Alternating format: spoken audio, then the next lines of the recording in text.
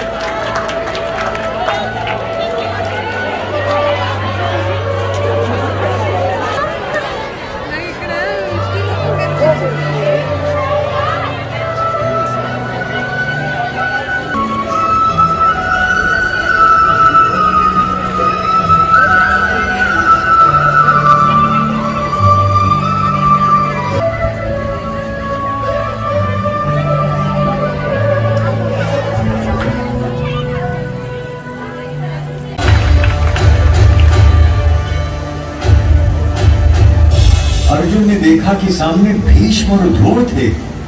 उसने देखा कि सामने खड़े सभी शत्रु योद्धा उसके पुरखे और दादा हैं, उसके आचार्य और मामा हैं, भाई बेटे पोते और पूरे जीवन के संगी साथी हैं। उसने देख लिया कि सामने खड़े मरने मारने को आतुर लोग सब उसके अपने थे और व्यथित होकर वो बोल उठा, कृष्ण, न मुझे विजय चाहिए, न राज्य, न सुख। हमें राज्य मिले भी तो क्या होगा? भोगों का हम क्या करेंगे? जीने में क्या रखा है? ये सब के सब मेरे आचार्य, मेरे गुरु, मेरे पिता चिंतित नहीं हुए, बल्कि उसकी बातें सुनकर ऋषिकेश कृष्ण कुछ हंस पड़े और अर्जुन से बोले,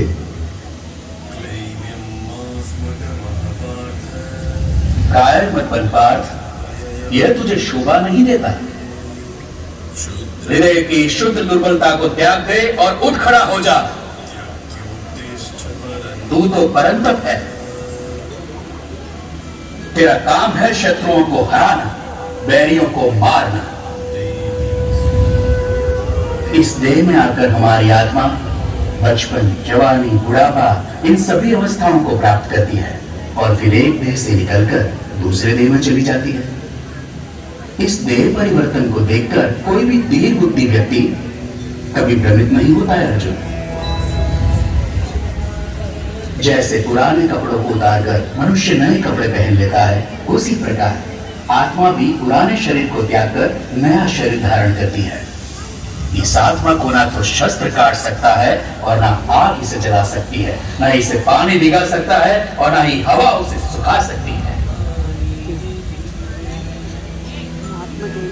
यूं सांख्य योग की बारीकियों को आगे समझाते हुए कृष्ण बोले, कुरुनंदन,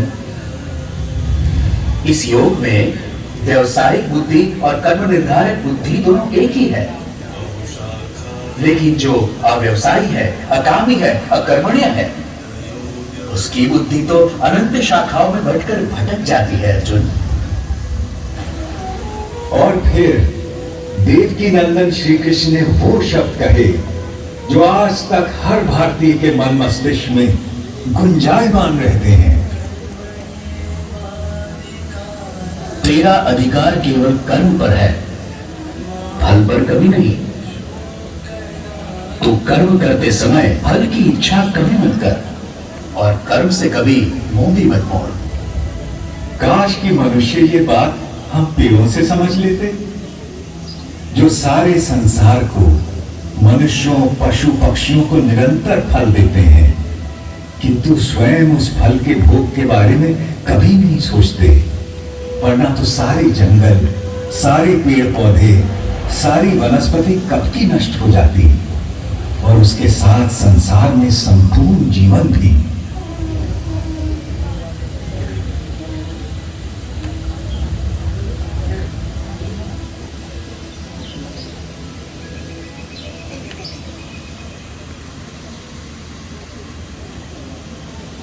आप आपकी बातें मिली जुली सी है जनार्दन।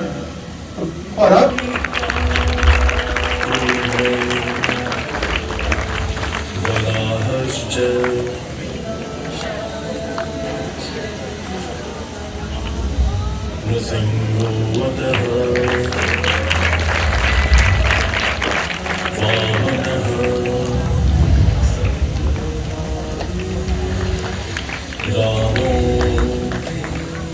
परशुराम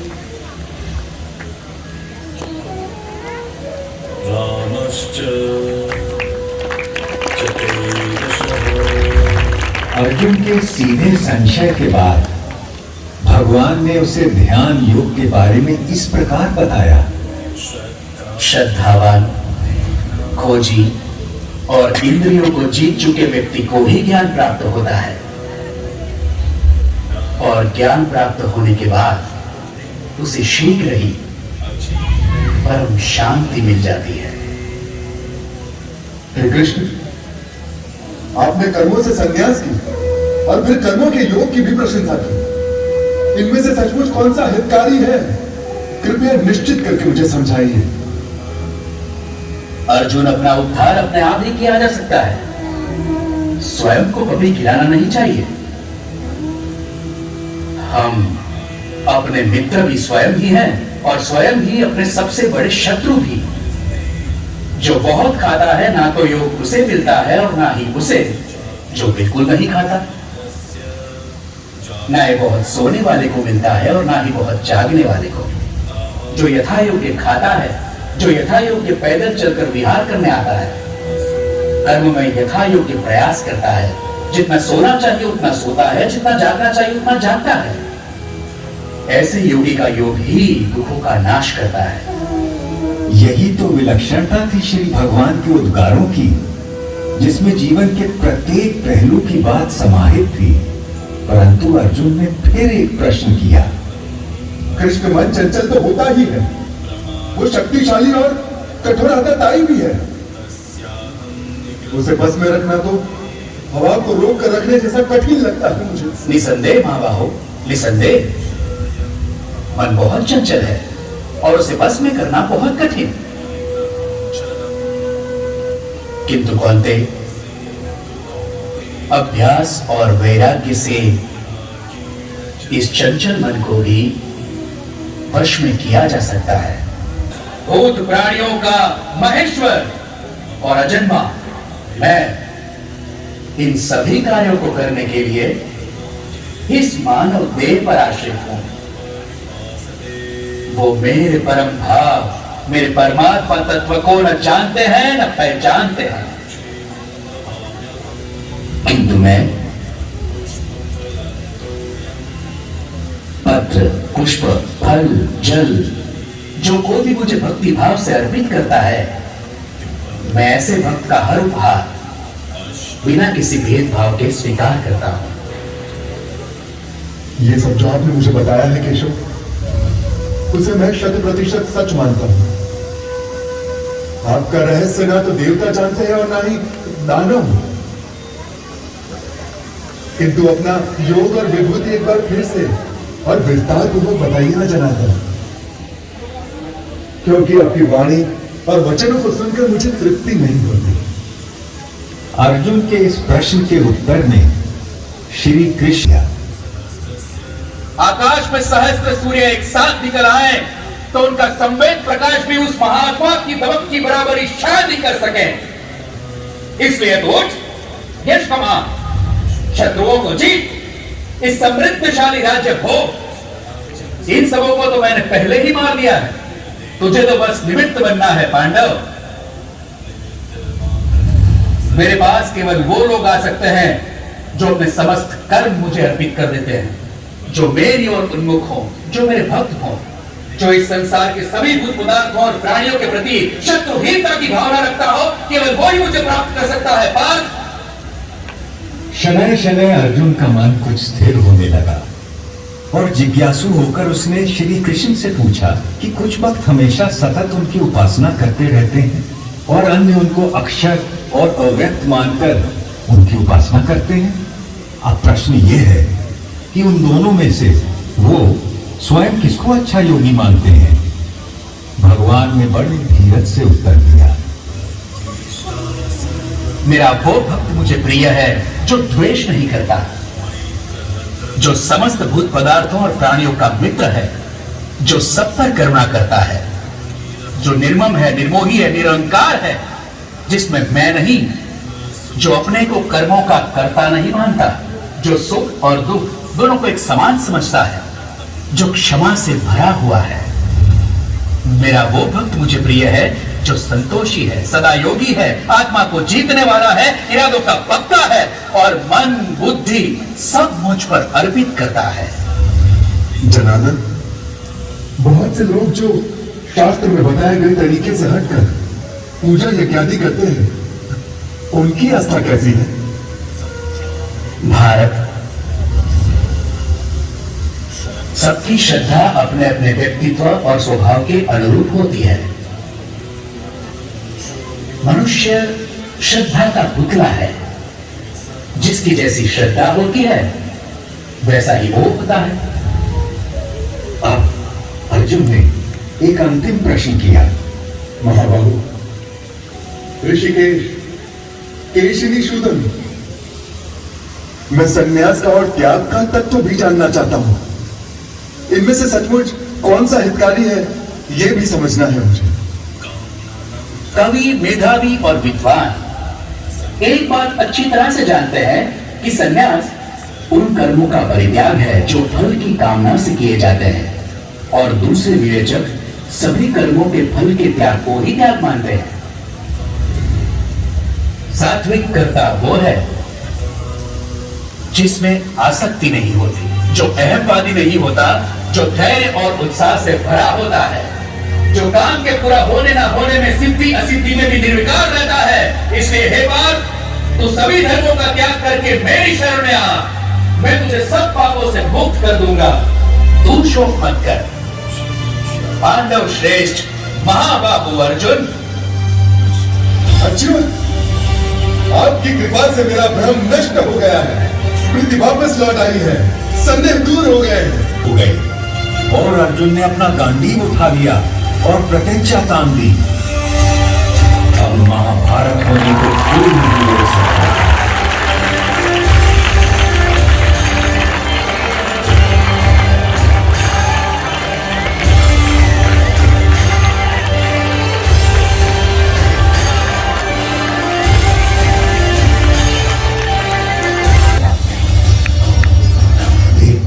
श्री कृष्ण बड़े होने लगे, विशाल होने लगे, विराट होने लगे। देखते देखते उनके अनंत आंख, असंख्य चेहरे, अनगिनत हाथ हो गए, जिनमें अगणित अस्त्र शस्त्र सज्जित थे। कोई ऐसी देवी देवता, भगवान, गंधर्व, यक्ष, अप्सरा न थे जो उनमें विद्यमान न हो। वो अनादि अनंत अखंड अचेत अवेद थे। सहस्त्रों सूर्यों का तेज उनमें दमक रहा था। घूमती गूंजती वाणी दशों दिशाओं से गुंजायमान थी।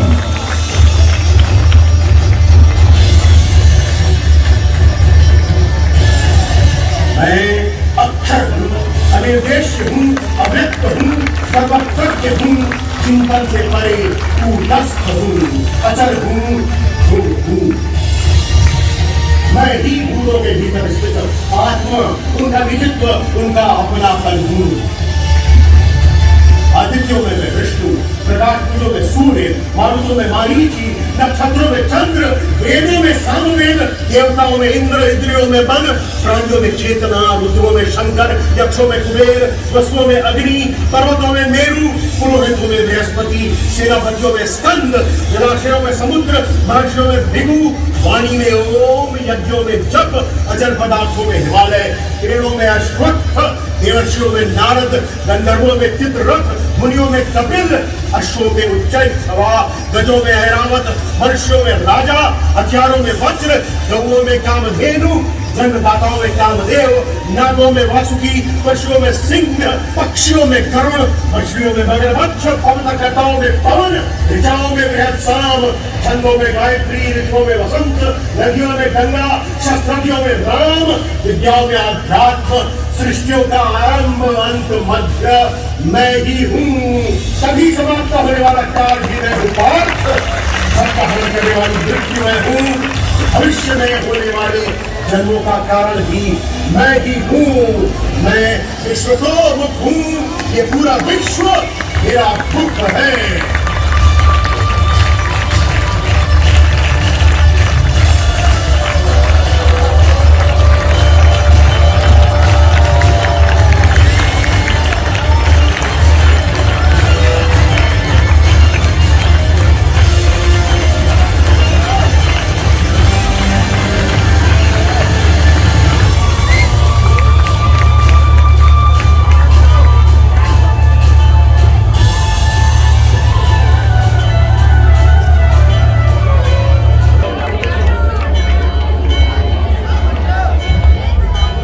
मैं बड़भागी था जो उस दिन भगवान का विश्व रूप अपनी आंखों देख पाया और व्यास जी की कृपा से वासुदेव कृष्ण और महात्मा अर्जुन के बीच का